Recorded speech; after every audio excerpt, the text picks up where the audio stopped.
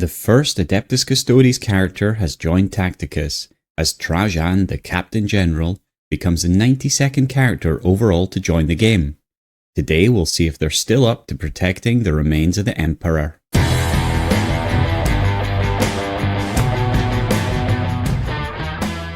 The Adeptus Custodes are here, introduced in an incredible skull show that you really should watch if you haven't already. The first character is one of the most iconic, Trajann Valoris, and he is a legendary character in so many different ways. In lore, the Adeptus Custodes are the Emperor's personal bodyguards, immortal warriors genetically engineered by the Master of Mankind himself.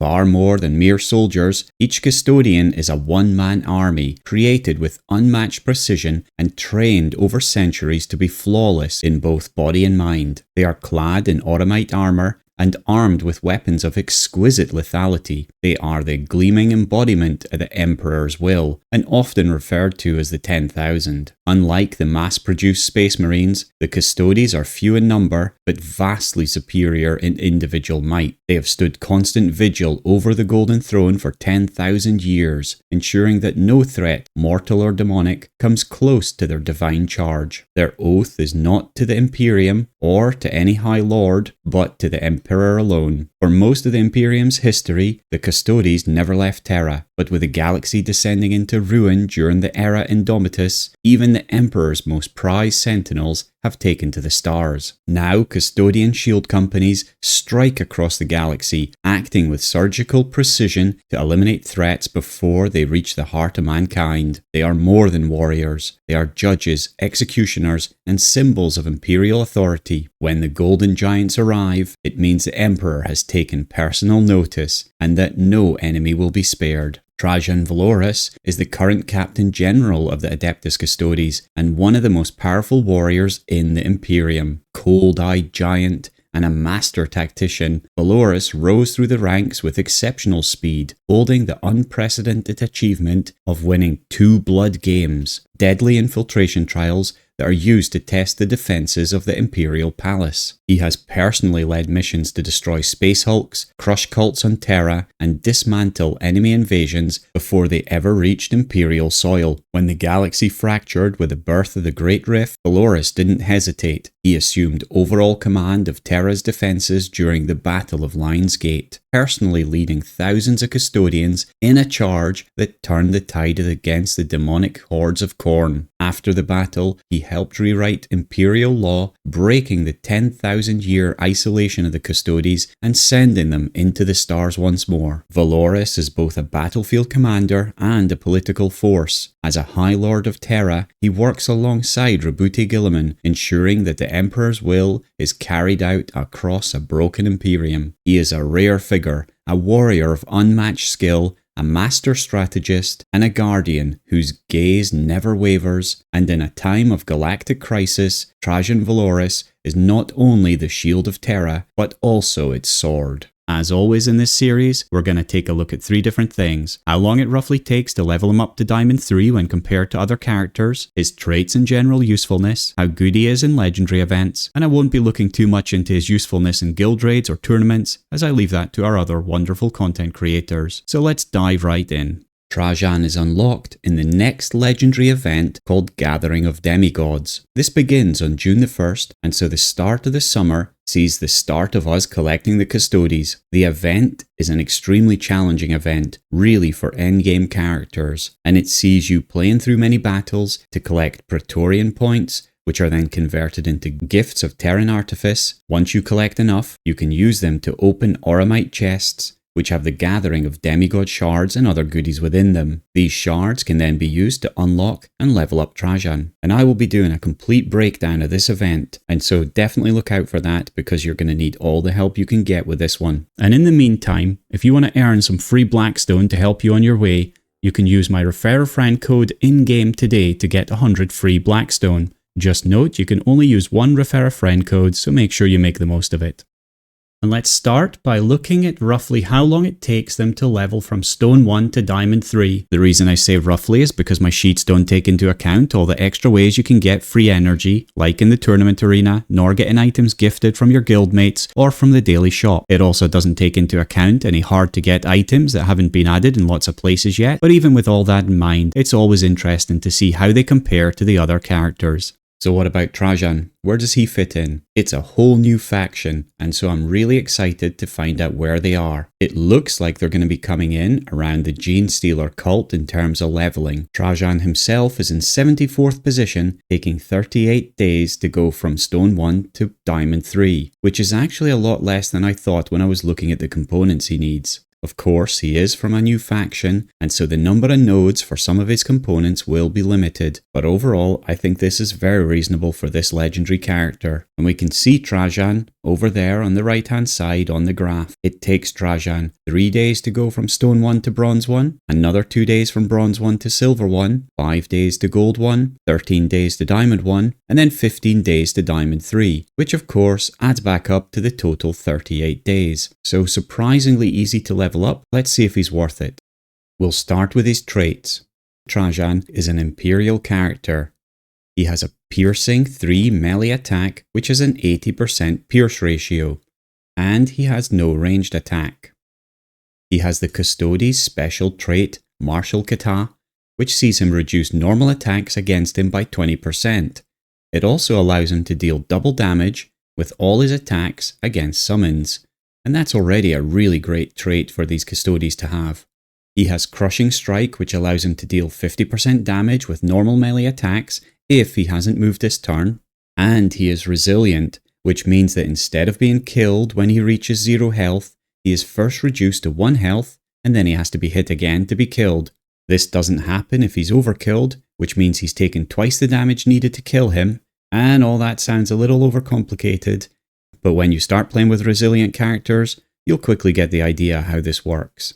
Now let's take a look at the character's damage, range damage, and defense. We do this by leveling the character up to Winged Diamond 3 with level 30 skills and no weapons or equipment. Then Castellan Creed, the character with the most average armor and traits in the game, becomes a punching bag for them to test their damage. And finally, Creed will punch them back to see their defensive skills. This is all then ranked against everyone else in the game. So let's see how they do today. Creed, are you ready for today's test?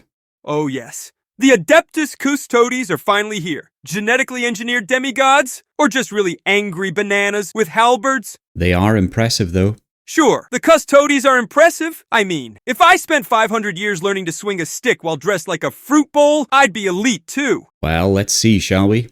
Trajann melee attack does 2,529 damage. If he stands still, he does 3,795 damage.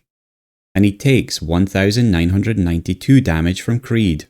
And his melee attack puts him in 50th position, so around mid-table, which you should note that when he is standing still, then he would do 3,795 damage, and that would put him up in 11th place. And that's a big difference. If you keep him in one place, he hits hard. In arena or guild raids though, that isn't going to be as useful as he's going to be moving around a fair bit. But in legendary events, he will pack a punch for sure. In defense, he comes in 22nd place, and this is really testament to those defensive traits. Of course, if he hits his active, he's going to be tougher to take down for a round, but all in all, both of these results are very fair for this legendary character. Moving on to his skills, his passive is Legendary Commander, which is in the buffing category of skills, and this skill increases the damage that enemies take if they're adjacent to any friendly unit that has used an active this turn. So finding characters that can keep using their abilities will be great. So I hope someone like our last release Forecast will be able to trigger this every turn he does a stance switch, but we'll need to check that out. The other part of this skill is that any adjacent enemies to Trajann will take 2 additional hits from a friendly character. There is a tight nuance here though, as it's only their first attack that counts, and only if it's not a normal attack. So that means attacks from active abilities would count. But that's pretty cool,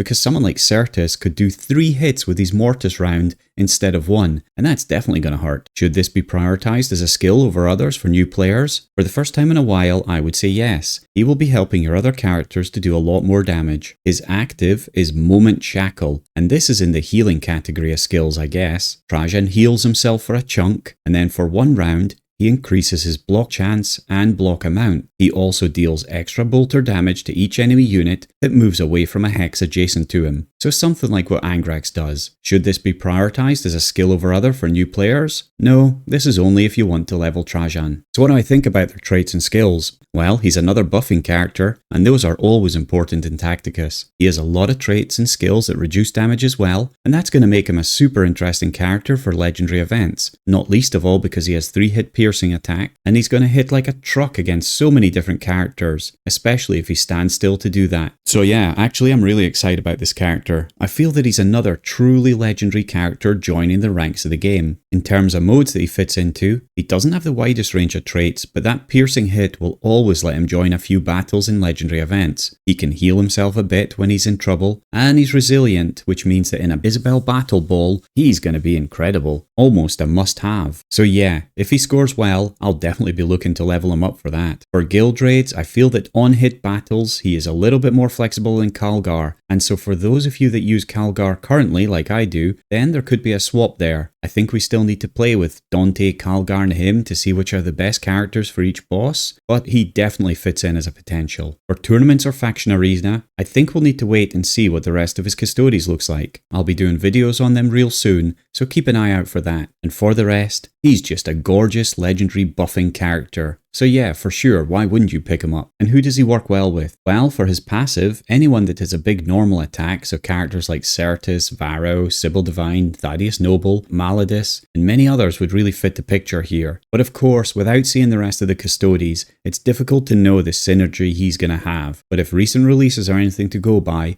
I expect a lot of faction synergy there. Either way, he'll fit into a lot of different teams because he is a buffing character. So yeah, overall, it's difficult not to get pretty excited about Trajann and some of the possibilities here. I'll definitely be getting him and leveling him up. He's just another really cool character joining the Imperials. Moving on to the legendary events, let's take a look at where he fits in. I'm going to add his own event here, but just remember there's going to be a separate video detailing how you would get him, so I'm not going to go into too much detail, but let's start with the Mephiston event. In the Alpha track, Imperials are not allowed to be used, so he doesn't get any points. In the beta track, he appears in the no big target, minimum 3 hits, and piercing battles. And in the gamma track, he appears in the no mechanical and minimum 3 hits battles. And so he starts with a very respectable 310 points, which is above the average 235 points for this event. Moving to the Pattermine event, in the alpha track, he appears in the melee, max 4 hits, and bolter battles. In the beta track, Imperials are not allowed to be used, so he doesn't get to play. And in the gamma track, he appears in the piercing, no overwatch, and no final vengeance battles. And again, this gives him a really respectable score of 375, which is above the average of 277 for this event. Moving to the Dante event, in the alpha track, he would be allowed to play, but he doesn't appear in any battles. In the beta track, he appears in the no power damage and max 3 hits battles. And then in the gamma track, again Imperials are not allowed to be used, so he doesn't get to play. And so in the Dante event, he scores 120 points, which is under the average score for this event, which was 195. And finally, moving to his new event, in the alpha track, he appears in the piercing damage battle. In the beta track, Imperials are not allowed to be used, so he doesn't get to play. And then in the gamma track, he appears in the resilient and minimum 3 hits battles. And so once you've opened him up, he can score 255 points in his own event, which is above the average of 196 points for this event. And so all of that coming together puts him in a very respectable 21st position overall for legendary events. And that means that he is a very valid choice for legendary events. As I said, with all of his defensive traits and his ability to hit really hard, if you stick a healer nearby him, he's going to do really well. so definitely one to be thinking about. And with the addition of Trajann's legendary event, it means we have a new top 10 for legendary events. Right at the top, we have Tyrant Guard, someone I've said is one of my most important characters in legendary events, and now they're really starting to shine through. Aleph Null comes in second and Revas fourth, and both of those are such an incredible pairing, and again, crucial to success in legendary events. Metanios in fifth, along with Athana in third, Tiark in sixth, Sygex in 7th, Dante 8th, Neurothrope 9th, and Lucian 10th all come in with really good scores, but they're weaker for me in legendary events, unless you've got them over-leveled. They certainly don't hit the same easy clears as Tyrant Guard, Aleph Null, and Revas do, but they appear in a lot of events, and so, from that regard, they're definitely worth getting up a little bit. And the other thing that's really great is that we can see Metanios, Sygex, Dante, Trajann even, all coming into legendary events and starting to appear in this top 20 leaderboard. So all new characters that we are going to get a chance to play around with. It just makes for such amazing events. And so what do you think of Trajann? Are you going to be picking up someone that is possibly the greatest Captain General ever? Or will he be left with your other Stone 1 characters in your pile of shame? You can check him out right now in the latest version of the Google Planner Sheets linked below.